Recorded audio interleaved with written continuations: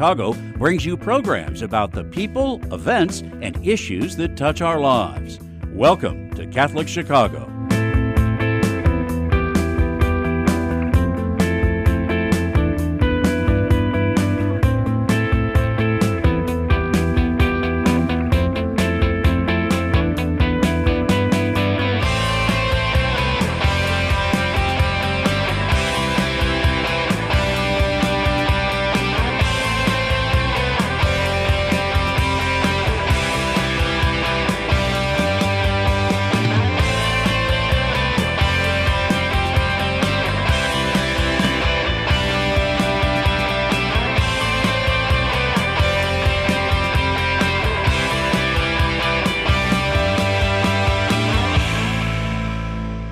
Welcome to Catholic Chicago on WNDZ 750 AM, 312-255-8408. Father Greg Sakowicz, the rector of the cathedral, along with Mark Teresi. You can also get us on youtube.com/Catholic Chicago.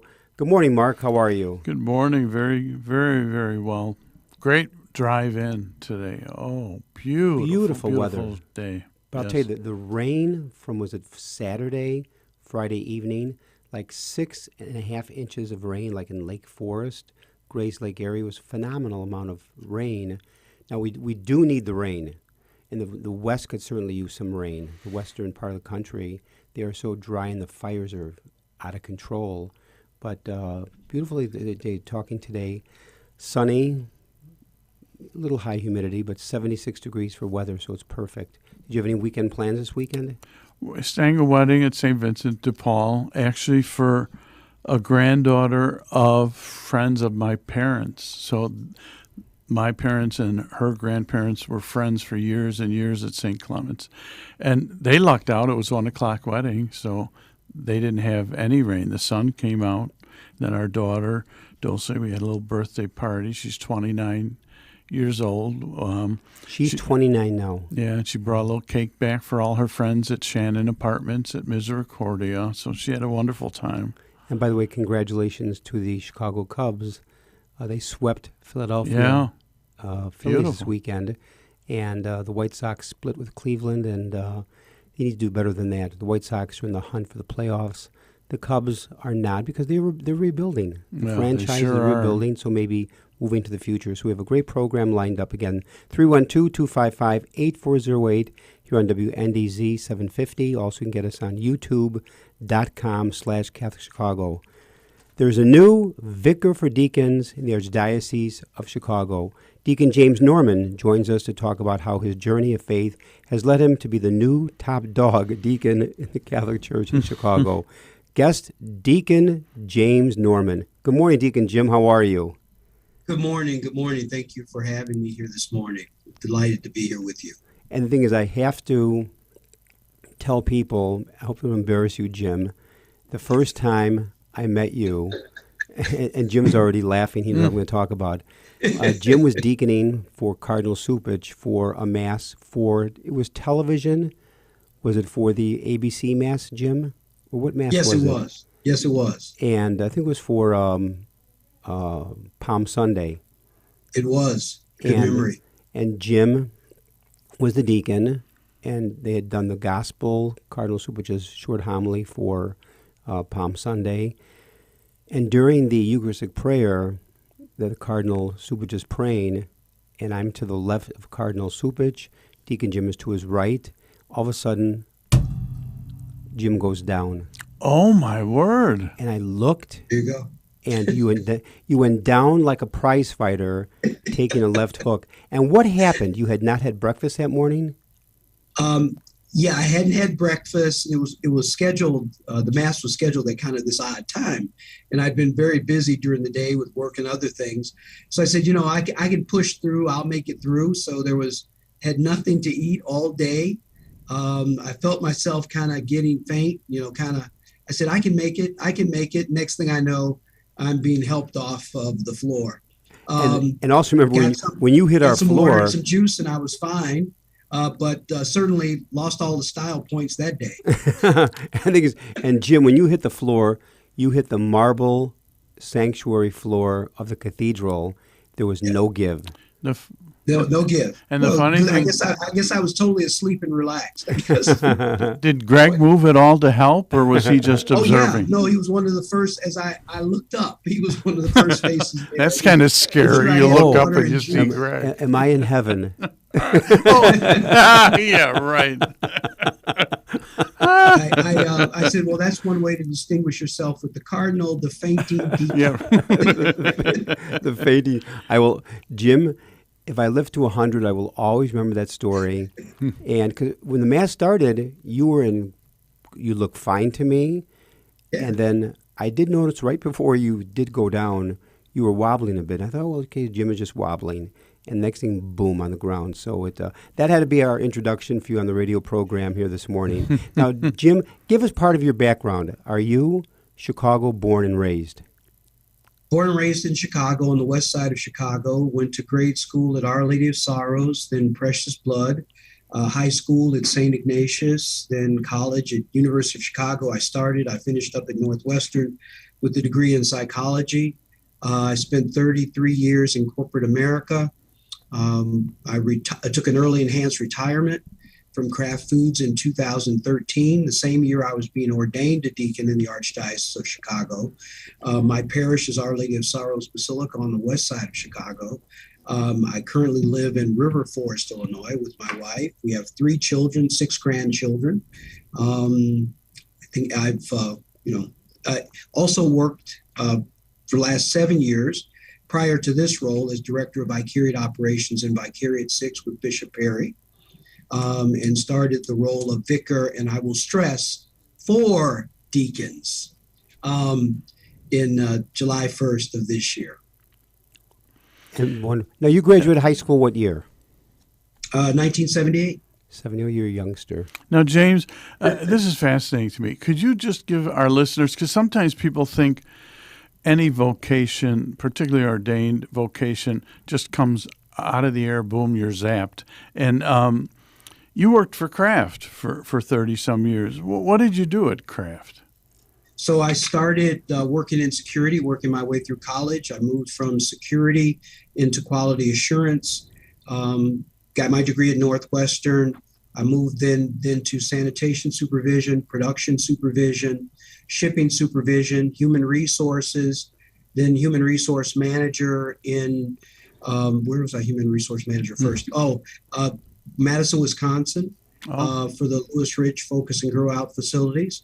And then I moved to Modesto, California, then Tulare, California, then Sherman, Texas, back to Chicago.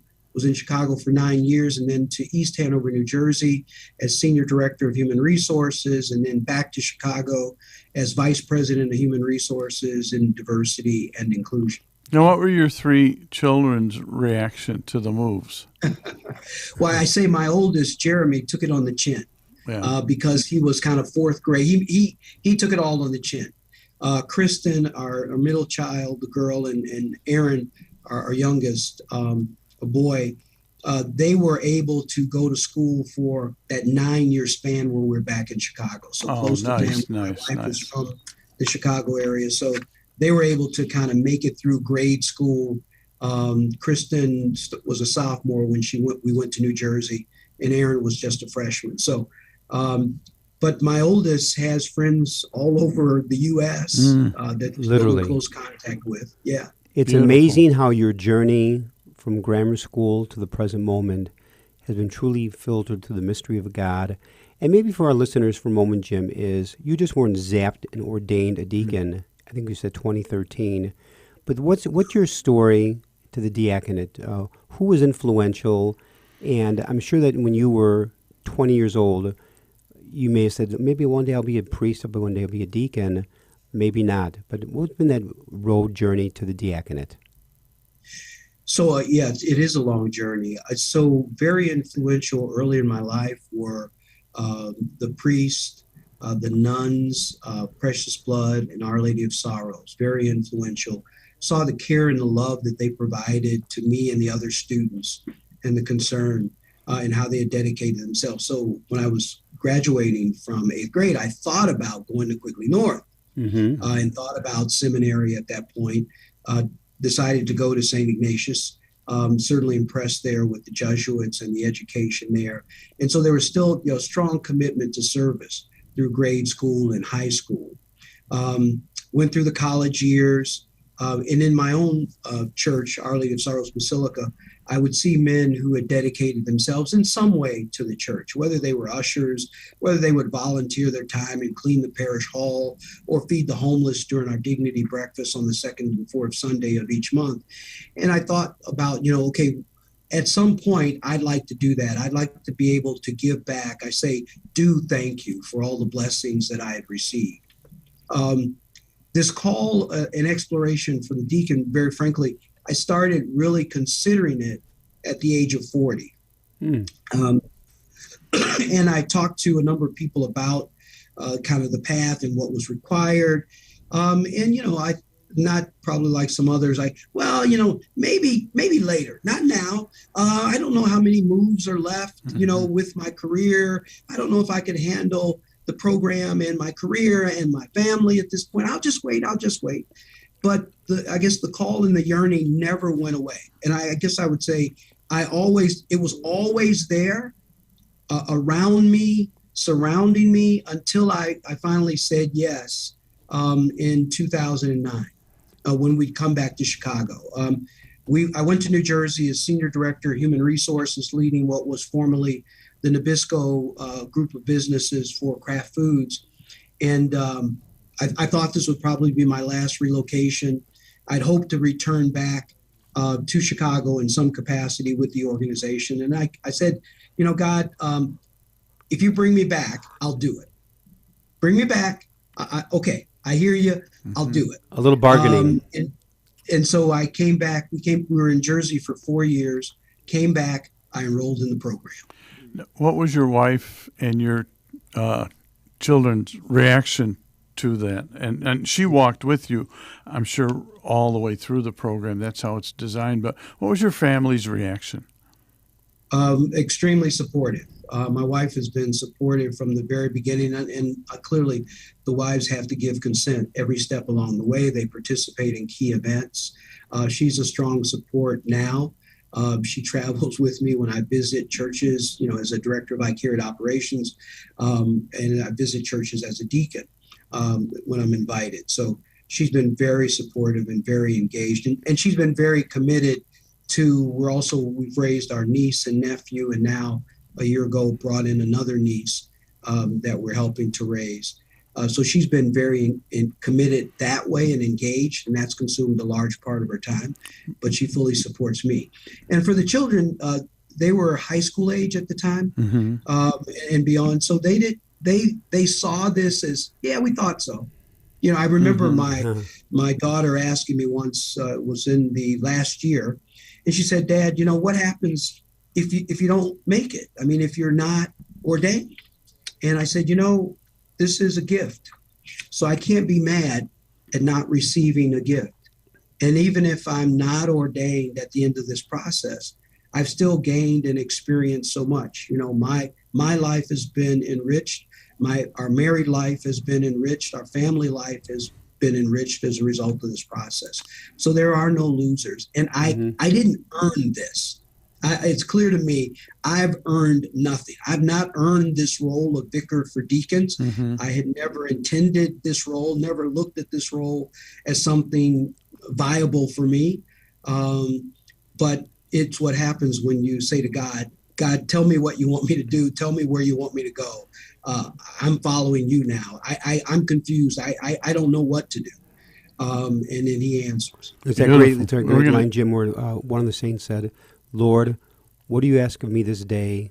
And give me the courage to do it.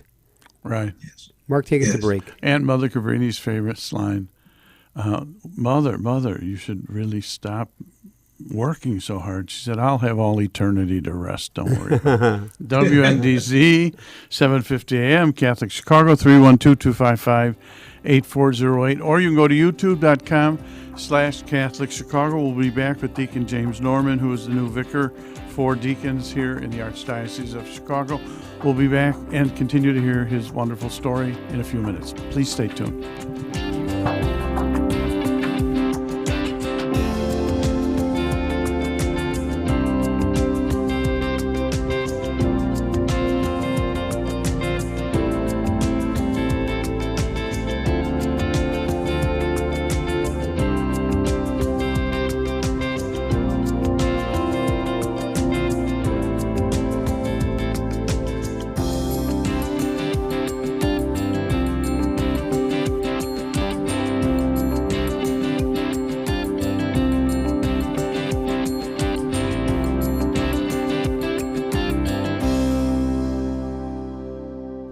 Catholic Charities offers a wide variety of volunteer opportunities to those who want to share their time and help us serve people in need.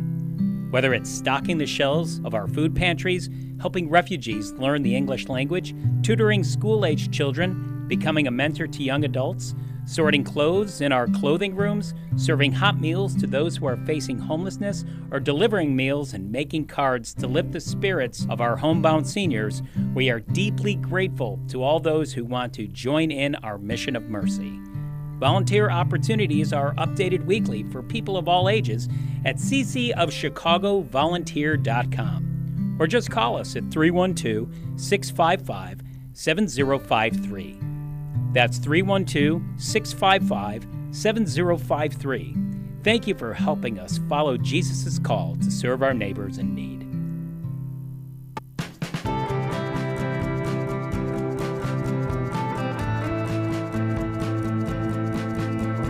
This is year 44 for me teaching. When I started here, there were teachers here that had taught me when I was a student. Now I'm the old person. Right now, I teach junior high math. I love when kids find what I'm teaching to be fun and they get it. I see that light bulb go off and it's a thrill. People are always amazed. What? You're here for 44 years?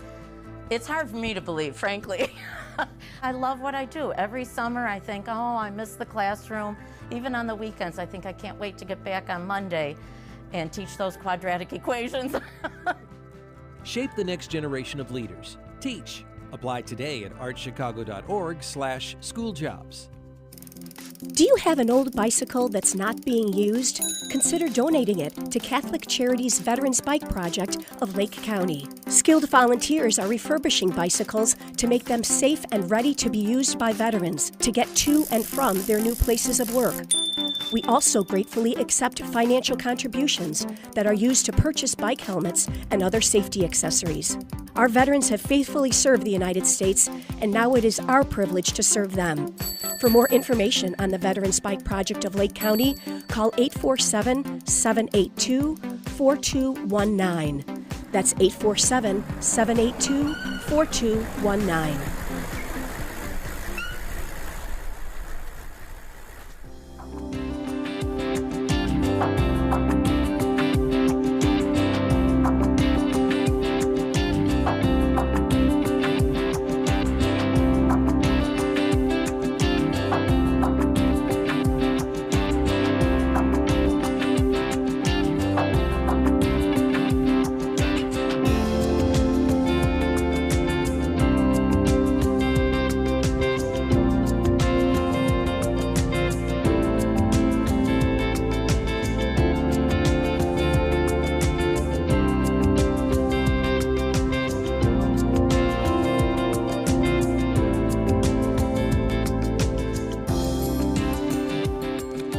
We're back. WNDZ 750 AM, Catholic Chicago, 312-255-8408. Father Greg Sackwitz, Mark Teresi here, or you can go to youtube.com/Catholic Chicago. And we're with our new Vicar for Deacons, Deacon James Norman. Question I'd have, James, is as you're look at your craft, you've spent 30-some years at craft, and I'm sure a lot of that time related to performance, goal setting, a lot of the corporate things, how they measure success. How are you looking at this role, this Vicar for Deacons, in terms of how would you say, this, what are your goals for the role, and how will you measure any kind of success? Thanks for asking. First, I want to acknowledge my successor, Deacon Richard Hudzik, for the outstanding work that he did over the last 10 years. As I said before, it's Vicar for Deacons. So I'm here to support the ongoing development, and Deacon Richard Hudzik is actually still with us as Director of Ongoing Formation for our deacons. I'm here to continue to build and nurture community among the diaconate community, both deacons, wives, and their families. I'm here to leverage the leadership, help leverage the leadership that exists within the diaconate community as the Archdiocese of Chicago moves forward with Renew My Church and the new evangelization efforts. We have many deacons who have gifts and talents that they've acquired from the other aspects of their life, as well as their wives, that can be effectively employed at this time within the church. So I'm here to take advantage, allow the diaconate community to take advantage of this opportunity, using their gifts and talents for the betterment of the Church of the Archdiocese of Chicago. That's true. And also, I'd want to second what you said, Jim, about Deacon Richard Hudzik. Did a phenomenal job, and you're building upon what he has created and done for the last 10 years. Was he vicar for deacons for 10 years? 10 years. Wow. 10 years. I remember when he was assigned into the position, and a whole decade went by. That's unbelievable. And in terms of your own personal journey, for our listeners who may be unaware, what is a deacon, and what does a deacon do as part of the Catholic Church? Yeah, very simply, think of a deacon as the icon of Christ the servant, committed to the word, which we all are as baptized Christians, Catholic Christians. So speaking and proclaiming the word, the good news, wherever we go. Committed to the liturgy, the Mass. You'll see a deacon in Mass assisting with the Eucharistic celebration, and then a commitment to service. You'll find many deacons, their wives and their families committed to various service areas where there is a need. Could be mental health. It could be Hope is on the Way. It could be, like a Deacon Alfred Coleman, who has the Zacchaeus House, helping men return to fully functioning in society after an illness or some other event. So you'll feeding the homeless, clothing shelters. So many different ministries where there's a need. You will typically find deacons representing themselves as Jesus the servant in service to others, the needy, the poor, the immigrant. Now, James, great response.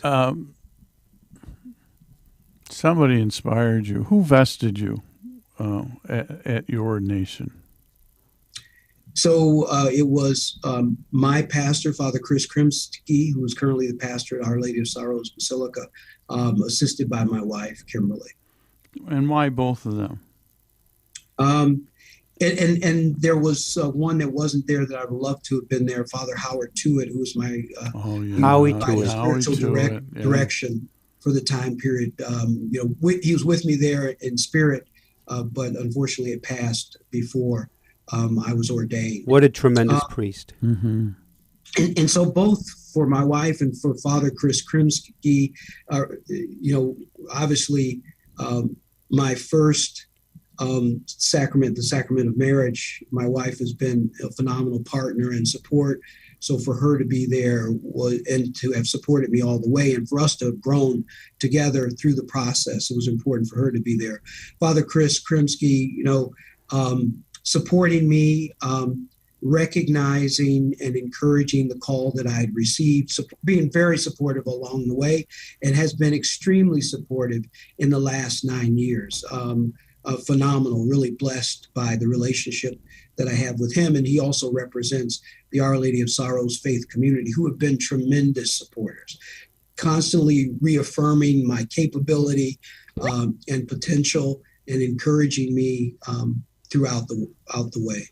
Along those lines, Jim, if someone were listening right now to the program, driving to work, at home, watching the YouTube channel station, and everything, I'm thinking about the diaconate. I don't know how to begin. Is it just something I'm going through? Is there something here? What do you tell someone who wants to explore the possibility and learn more about it? What do you tell him? There is the Institute for Diaconal Studies, run by Deacon Bob Puhala. You can reach out to his office. You can check in your church's bulletins. There frequently are announcements about introductory sessions that are conducted 4 to 6 times a year for you to learn more. I would certainly, if you have a deacon in your church, and have a cup of coffee with the deacon, perhaps before church or after church, and even bring your wife along if you're married, and invite the deacon's wife along. so that you can get a sense of how the diaconate, what the program consists of, what it requires, and how it's impacted their lives. Now, the thing is, give us a website and phone number for anybody listening even right now to learn more about it, even would want to talk with you about the diaconate program. Well, you can, our website, you can go right to the Archdiocese website and click on for the diaconate office. And you could, certainly, I'll give my number. You can call me here, 708-955-1684. That number once again, Jim. I'll say it again. And since I'm 3 weeks in, that's my cell number. So call me, 708-955-1684. If you've got questions about the diaconate, considering it, interested in it, want to learn more. I'm here. We have Deacon Dave Brinsick, who's also been here for about 9 years and does an outstanding job. He can answer questions. We also have Deacon Fred Ortiz here to help and support us as well for any Spanish speakers. And the I know it's archchicago.org. You get into the website, then click onto the diaconate program to learn more. Mark, you had a question? I had a question. So, James, you've spoken a lot about your wife's role in this journey. She's writing a book about your diaconate journey. What would the title be and why? I'll ask her when I get home, but I think the title would say, The Man He Became. Wow. That's and it would good talk about the change and transition over our, 36 years of marriage. That's a great. That was a very clever title with no notice. Yeah, there's a lot of movement in it, and you didn't say the man I wished he would have become. The man he became. I'll leave it to her penmanship to tell the truth. the chapters in it. And just the last. Say what the outcome was. In the last minute, Jim, any closing thoughts regarding the whole diaconate program? The role you will be playing with the Archdiocese moving forward? Related to the diaconate program, if there's anybody who's considering it and who has questions, I'd encourage them to explore it. And I would let them know that there are more blessings in the pursuit of that effort than they could ever imagine, both for themselves, their wife, and for their family. There are no regrets in that path. For those who follow the path that Jesus calls you on, there's no regrets for that path.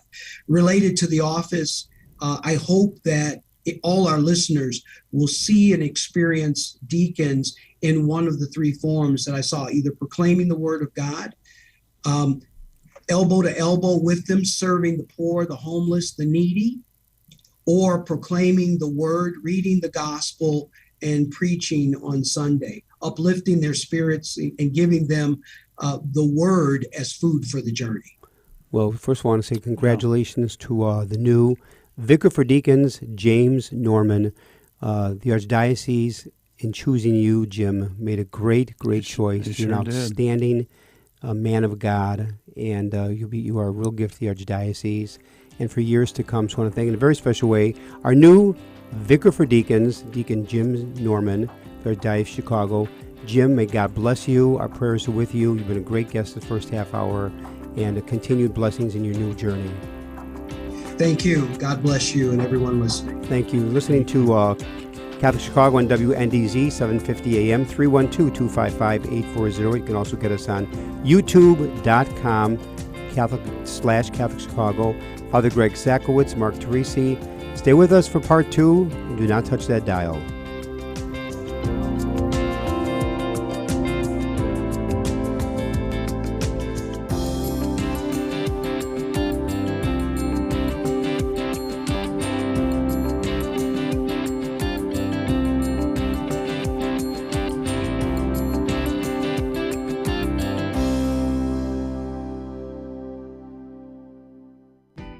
We are hiring. Catholic Charities of the Archdiocese of Chicago is looking for mission-driven individuals who want to help make a positive difference in the lives of people in need throughout Cook and Lake counties.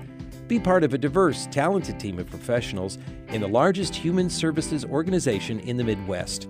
We are dedicated to helping people chart a more stable, happier future for themselves, and we accompany anyone in need, regardless of faith, gender, race, or ethnicity.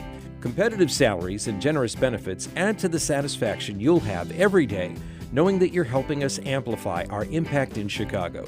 To see our list of employment opportunities, visit CatholicCharities.net.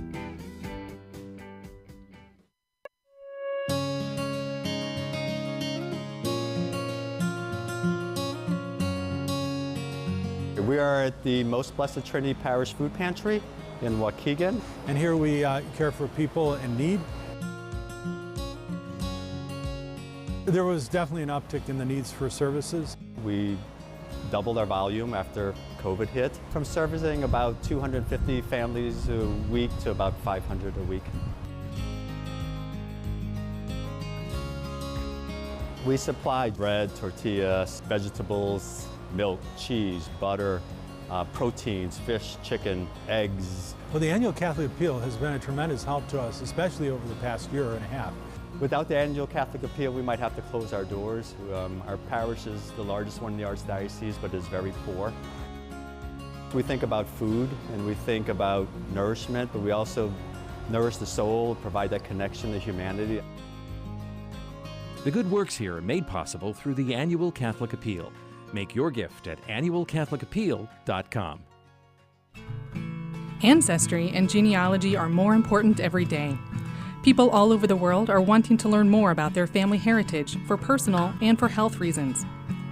At Catholic Charities, we are hearing from adults who lived for a brief time at St. Vincent's Orphanage, the wonderful life-affirming agency that operated out of our headquarters for 91 years, serving thousands of women, children, and families until it closed in 1972. Our post-adoption services help adults who want to learn more about their experience at St. Vincent's. Our compassionate staff members provide whatever family background information they can offer, along with support and reunion services. To learn more, call 312-655-7093. That's 312-655-7093. The spirit of St. Vincent's lives on in the inspiring stories that continue to emerge today. The cemetery ministry is a core ministry of our Catholic faith tied to the corporal works of mercy. It's comforting to know that our Catholic cemeteries are caring for the remains of our loved ones awaiting the resurrection. There are 44 Archdiocese of Chicago Catholic cemeteries willing to help you in your time of loss. Call 708-449-6100 or visit CatholicCemeteriesChicago.org. Catholic Cemeteries, serving the Catholic community since 1837. You're listening to Catholic Chicago.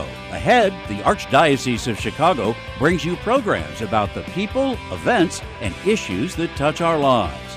Thanks for letting us be part of your morning. Now again, Catholic Chicago.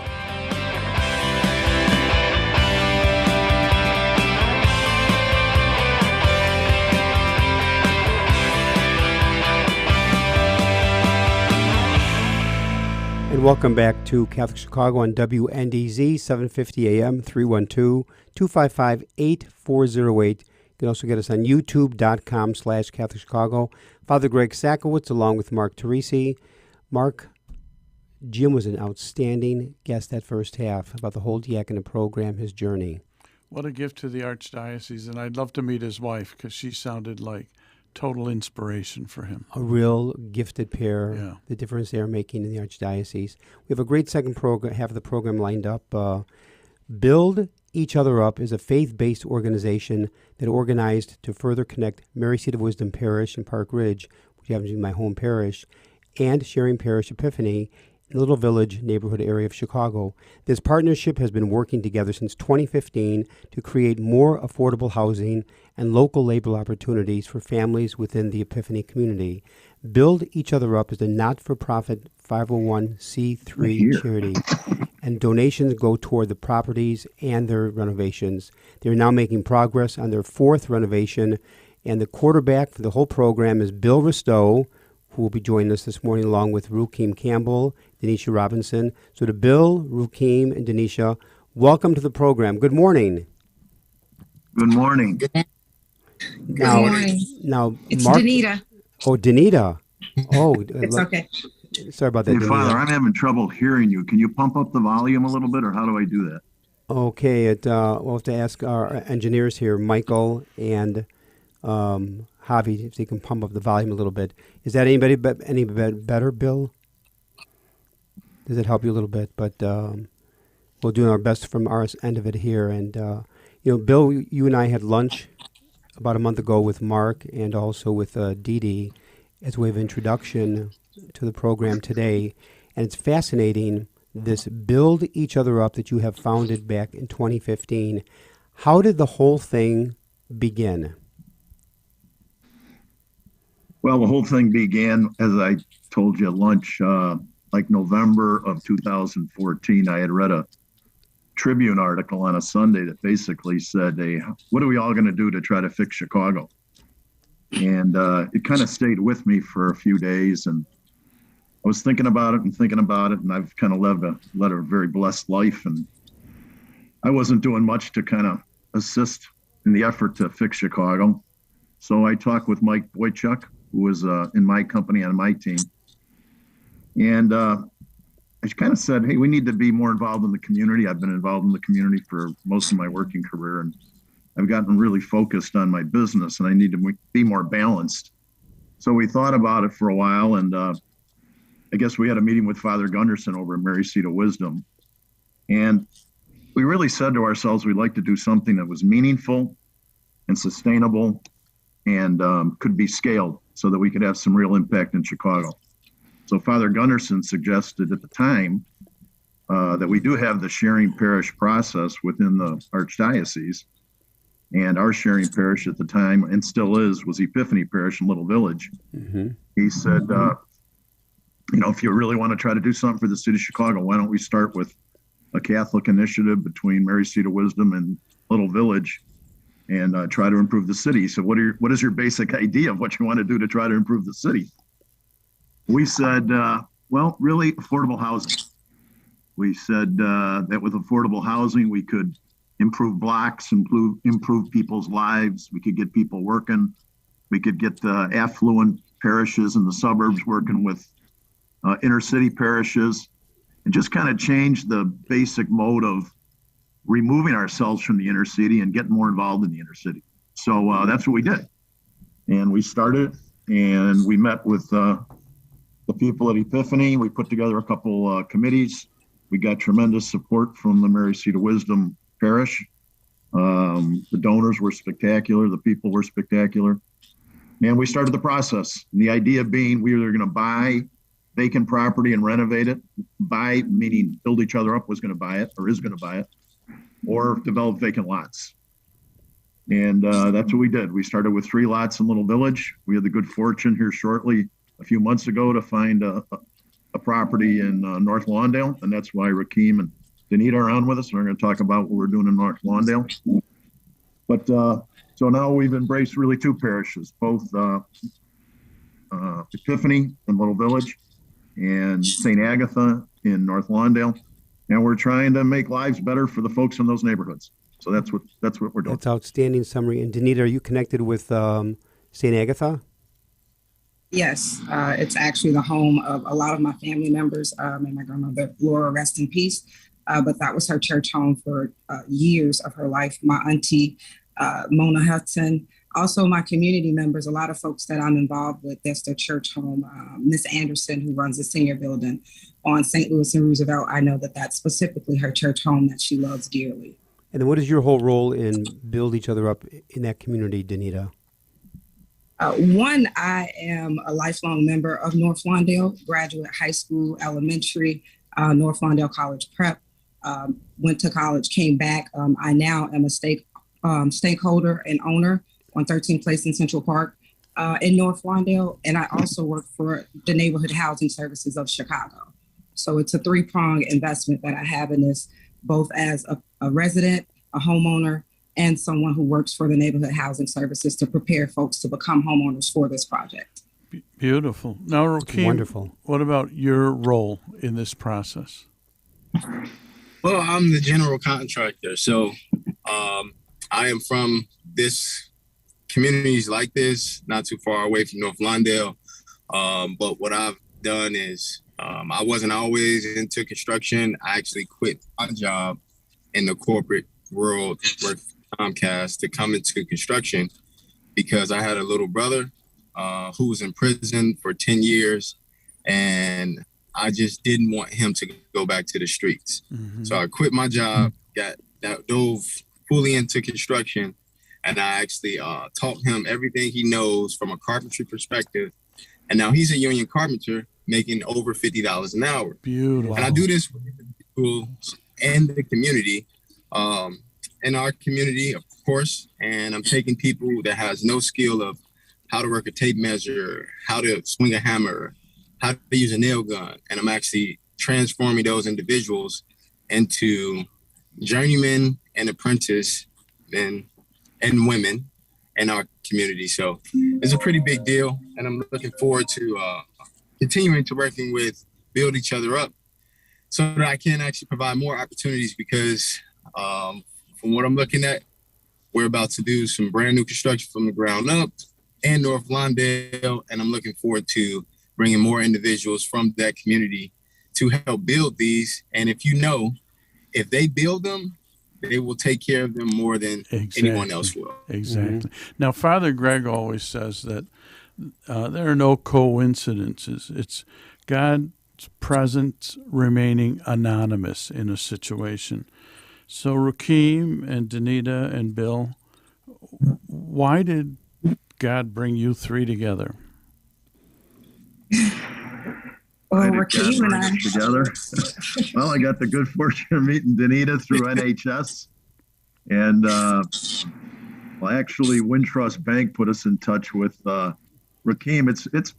It's been wonderful, really, over the last few years how we've been put together in so many different kind of circles that we really do. When we say we build each other up, we kind of do. We build up the neighborhood, we build up each other. We feel great about the process. So we're developing wonderful relationships with us and then within the community. So why did God bring us together? How did he? I don't know. It's just one of those things. That's the mystery. It's kind of like when I was thinking about getting ready for this program. Why did Dee Dee Simon bring us together for lunch? And why did Father Greg think it was a good idea to get on the radio? Things happen for a reason, I guess. And exactly. We given an opportunity to get on the radio this morning. So, let's take advantage of it and get the word up. I think for us, as just, Black folks from the community, I think it's important for us to be an example, a legit example too, to just kind of show our community that we are building each other up. Rakeem's my next door neighbor to North Lawndale. Oh. And that meant a lot that when I met him, he looked like me. Mm-hmm. And for the kids in our community that North Lawndale is 90% look like this, to see us work together collectively with this white man that's not from where we're from and love him equally, and come together to build each other up. I think collectively that's the bigger picture, is that none of us come from the same area or background, but we have a common basis in this fight, and it's to build each other up and be the example that our community needs to see, is that we're not in this for the biggest profit. We're actually in this to make sure that folks have accessibility to capital at scale. And that's why we're on this call together, because we all mesh when it comes to what we believe the communities deserve. It's very interesting in listening to the three of you. It's one thing to talk about this, but the three of you are putting into action. Again, actions speak louder than words. And again, that definition, coincidence. A coincidence is God's way of remaining anonymous and threading through our lives in mysterious ways. Mark, take us to break. We're at WNDZ, 750 AM, Catholic Chicago, 312-255-8408. Or you can go to youtube.com/Catholic Chicago. We're talking with Rakeem Campbell, Danita Robinson, Bill Risto, and we're talking about Build Each Other Up, a faith-based organization that's doing wonderful work in the Epiphany community and moving on to other communities. We're going to hear more about that when we come back from our break. Please stay tuned. Thank you. Awesome.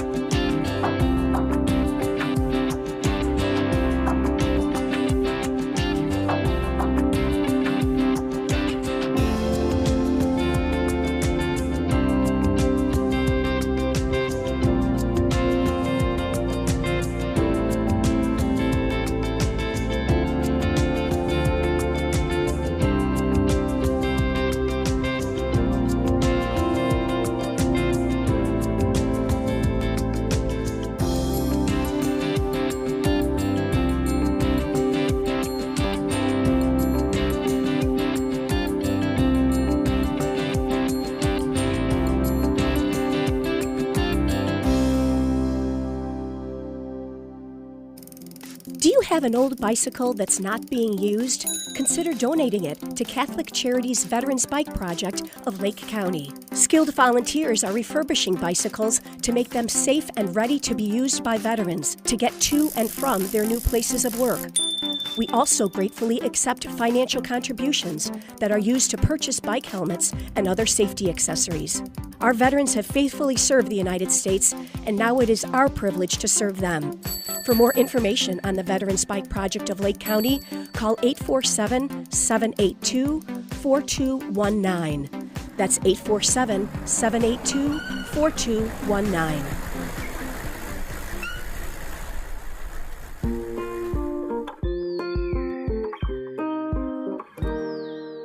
I can't imagine myself going into any other school.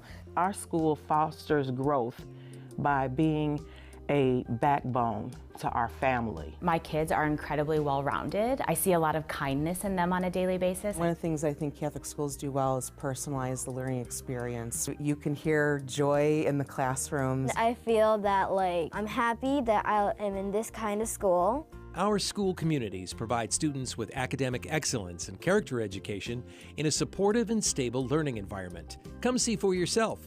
Visit archchicago.org/findaschool. Catholic Charities offers a wide variety of volunteer opportunities to those who want to share their time and help us serve people in need.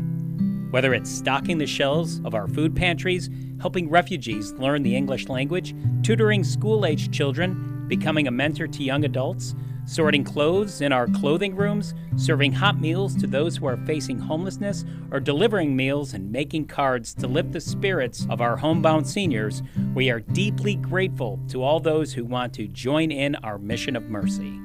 Volunteer opportunities are updated weekly for people of all ages at ccofchicagovolunteer.com, or just call us at 312-655-7053. That's 312-655-7053. Thank you for helping us follow Jesus' call to serve our neighbors in need.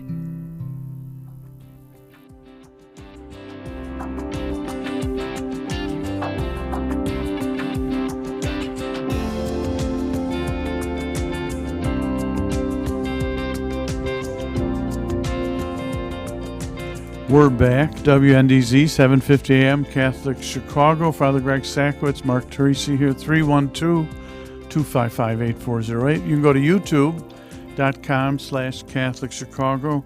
We're talking to some great visionaries who are working on a Build Each Other Up faith-based organization in the Epiphany community and Lawndale community. Rukim, you're the general contractor, and I want to make sure we get your voice in about why the three of you together. How did that happen? What's your take on it? Well, I think that is all God's plan. I truly do feel that way. I met Bill just randomly. Somebody reached out to me, Charles. He's like, hey, you want to take on this project? And I was like, why not? And meeting Bill was like one of those things like, all right, who is this guy in this community, right? Because I know I wouldn't even come in this community and try to build anything, but, I had somebody like Bill, like, hey, you know what, we should be building this actual community up. And I'm like, it's rough, but, let's take it on, let's do it. And for me, it was just like, let me go all in. But I had dreams of going into commercial construction, as I told you guys, like pushing everybody into commercial construction, and to pull back and come into residential would have been a step back. But I told Bill in the living room of this house that just seemed like it would not be fixed up. I said, hey, if I do this for you, will you help me do new development? Remember that, Bill? And he said, yeah, why not? Because I'm more interested in giving the people of our communities brand new products, luxury, affordable products. And you have so many people come in and just interested in fixing up selling those actual houses that are torn down, and most times it doesn't go to us. So that was amazing to meet Bill in that sense. And he actually comes to the house, like you guys said about action items. He's actually at the house working as much as he can. He's walking up and down the block, picking up the paper, talking to the neighbors, telling everybody the mission and what we're doing. Yeah. And sometimes it's crazy, but this man is trying to buy everything abandoned on the block. And he's doing it alone, so we can't do it alone. Now, Danita is like, she's like the president of North Lawndale. If you can't do anything in North Lawndale, now you're getting on. And it was like she was at the gate. That's how we met Danita, at the gate of North Lawndale, saying, "Who are you guys? What are you trying to do? And how are you trying to do it?" And when we told her what we were trying to do, she literally she's like Bill's right hand. Oh, wonderful. With everything in North Lawndale, like what we're gonna do, how we're gonna do it, and she's definitely anything I need, she's there for me as well. So I'm just grateful for the both of them. One of my dreams are coming true. You rarely ever see Black developers, right? Young Black developers. And I don't know if Bill knows, but that's a dream come true for myself and my brothers. So we're excited, especially to get Trumbull done, which will be a beautiful project, and also build up these new construction projects. Now, it's very interesting, Rakeem. You sound like Danita and Bill's PR people, exactly. Public relations, already for canonization, which is fine in my book too. And Bill, as this whole thing has started to unfold, Father, I want the record to show I cannot hammer nails, I cannot paint, I can't do any of that stuff. But Rakeem's doing a great job down there. We don't want to do it with one house. We want to do it with many houses, many new developments. And Bill, that's my next question. As you are now working on this project in North Lawndale, what are the next steps moving forward? Well, the first next step is we want to prove in the model. We've proven we can buy vacant property, invest in the property, sell it at a small profit, small gain, so our foundation continues to make money. So we can sustain ourselves. So that was one of our objectives. We had to be able to be sustainable. We just didn't want to keep going back to the Mary Seed community or any community and keep asking for money. So every renovation we've done so far, we've made a little money. Our fund went from nothing to a little over $300,000 when we sell Trumbull 1624 South Trumbull. But the next steps clearly, and we're very excited about, is we're working with the Chicago Land Bank with Danita's help from NHS. And we're trying to secure 2 vacant pieces of property, 13th and Holman, about 3 blocks, I think, from St. Agatha's. And by the way, Father, I do want to mention this is a non-denominational effort. Very important that we're trying to address all organizations of faith. I know this is Catholic Hour and Catholics are tuning in, but no, this is all are welcome. Anybody are welcome. Who's faith-based can certainly hear our message and join in the effort. So we're not leaving anybody out in this effort to try to improve the city of Chicago. That's fantastic. Just wanted to say that, get that plug in there. But our next effort is to develop 2 vacant pieces of property, to be specific. We're trying to buy them right now, and Rakeem's putting a budget together. Want to mention that the idea, at least in inception, is to develop 2 flats. Father, we're going to go back to the 20s and 30s in Chicago when every ethnic group basically said, the 2 flats. Hey, if I'm going to get started owning property, the best way to do it is through a 2 flat, some income going, bring in grandma, or bring in an aunt, bring in a brother, bring in a sister. But property ownership has got to happen in the inner city community. We got to get wealth generation. That's the whole idea behind it. I'm kind of sickened to know I grew up in the 60s, and I'm not sure we made a whole lot of progress in 50 years. And the idea is if we can all get behind this thing and start doing it, we'll have improvement in the next 20, 30, 40 years. We'll have more people involved, and we'll get more wealth in the inner city community, which I believe is one of the basic problems with where we're at as a society. Now, we got to get wealth in the last In the last few minutes, Bill, so they can hand it down generation to generation. Bill, give us a website or phone number if people would like to make a donation and learn more about Build Each Other Sure. Up. Phone number, website.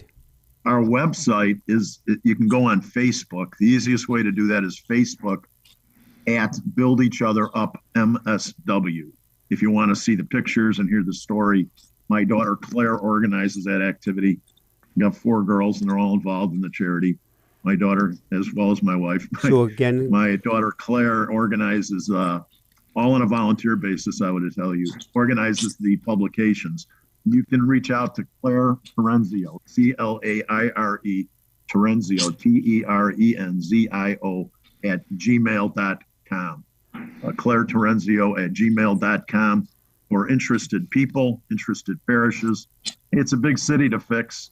As the Chicago Tribune suggested 8 years ago, we've had a little success in Little Village and North Lawndale, but we're hoping that, quite frankly, Father, as a result of this program, a lot of people are going to hear the message and say, hey, how can we get involved? And wouldn't it be wonderful if people of faith actually got involved?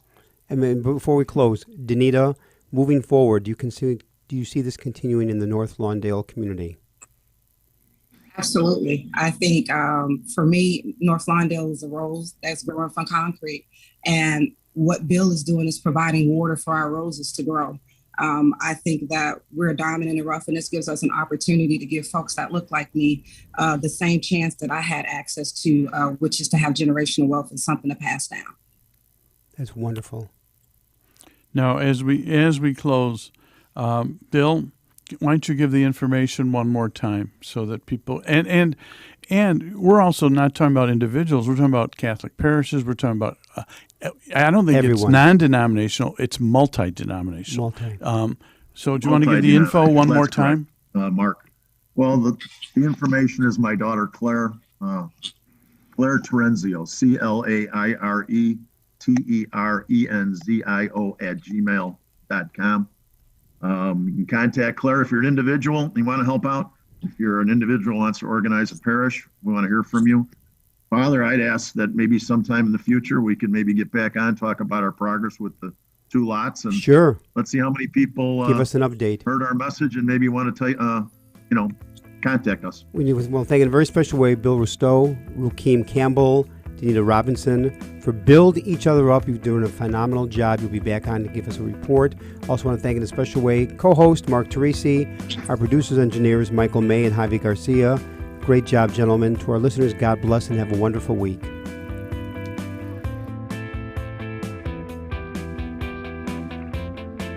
Join us every Monday through Friday at this time for Catholic Chicago. You can stream our programs live or listen to past programs by visiting our website, archchicago.org, and clicking on Radio TV.